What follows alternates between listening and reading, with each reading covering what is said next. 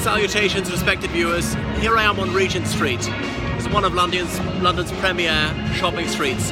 It's not always like this, but it being a Sunday in July, it's closed to traffic. Not every Sunday in July is it closed to traffic. Perhaps just once in August. Anyway, it makes a change and gets a lot more pedestrians on the move. And you can hear that steel band behind me. It slopes uphill a bit. You can see all these flags hanging across the street. They tend to have these in the summer. When the Olympics was on 6 years ago, they had dozens of Union flags hanging up here. That's British flags. Only to be called the Union Jack when flown from the jack deck of a ship. And they had all the flags of the countries participating in the Summer Olympics on display as well. And they were in alphabetical order. Anyway, it's called Regent Street because it was laid out in the 1820s when George IV was king. Of course, he had been the Prince Regent beforehand when his father, George III, was mentally incapacitated. You see how it curves like that? Very tricky to build, several stories high. So it's got many very chic boutiques along the way. So yes, people do sometimes shop on foot, more of an experience than online shopping, you might agree. Anyway, so there are these traffic islands to help you cross. There are many bus routes come along here, so easy to get here. You'd want Oxford Circus Tube Station or perhaps Piccadilly Circus Tube Station. Despite the word circus, there's no actual circus. There used to be roundabouts, and for the roundabouts in the old days said circus. There is an iconic site, a red pillar postbox, E2R, Elisabetha Regina Secundus, as in Queen Elizabeth II. I shan't go further that way because this steel band playing that music for the Antilles is getting too noisy for me. There's an Apple store up here, there's Burberry. So it's mostly garments people purchase around here. But the Apple store is the largest one in the United Kingdom. So Oxford Circus is up there behind me. And Regent Street runs onto Regent Place and onto Regent's Park, all named in honour of George IV, who was the elder brother of William IV. So the Royal Cafe is here, and that's somewhere where Oscar Wilde used to hold court. Almost went bust in about 2008. Right, anyway, you can see it's got some very fine architecture, some these columns, pillars, these archways here leading into other little side streets. Anyway, Charles Turquet, gentleman's outfitter.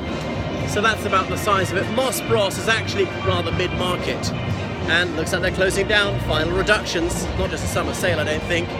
There's Barber of the wax jackets on the far side of the street, and there are gaggles of adolescent students here who are here to improve their English. They're often wearing these matching backpacks or indeed caps because they can't wear a uniform or can't be made to. So the language schools, they tend to give them these backpacks, sometimes baseball caps, which they quite like, but it helps to identify them in the crowd. There'll always be a visually arresting colour, something like orange, day glow orange, or luminous green, or glow in the dark yellow, or blood red, something of that nature. Alright, so there's Barber behind me, and Cafe Concerto, which is a very decent chain of Italian restaurants. So you've got the idea of other good places. Well, Oxford Street joins this. It's good to shop, but don't go there on a Saturday afternoon. It's manic any time of year. Around Christmas, the January sales is particularly bad. The height of summer like now, when the place is overrun with tourists, is also unbearable. You've scarcely room to breathe. And it's just stressful seeing so many thousands of faces coming at you at once. So if you have to go there, go in the morning of the midweek, something like that. That'd be all right. I was very late at night. Things sometimes open as late as 9 o'clock at night there. All right. So I'm coming down more towards the Piccadilly end. Give you some sort of idea of what Regent Street is like. So Piccadilly Circus, where they first had neon lights in this country, advertising various things. Going down towards the West End, that's Theatreland. And those lights there at Piccadilly Circus, they were turned off for the Second World War to save electricity. In about 1950 they were switched back on, and thousands of people thronged there to see them switch back on. The country was lifting out of wartime austerity. Now Trocadero is over there with various things, believe it or not, has got its premises there with various weird and wonderful displays. There are lots of shops selling British kitsch. So yeah, there isn't always group of saxophonists playing here, playing Adolf Sax's instrument. 250 years of art at the Royal Academy. Well, the Royal Academy is around the corner, RA.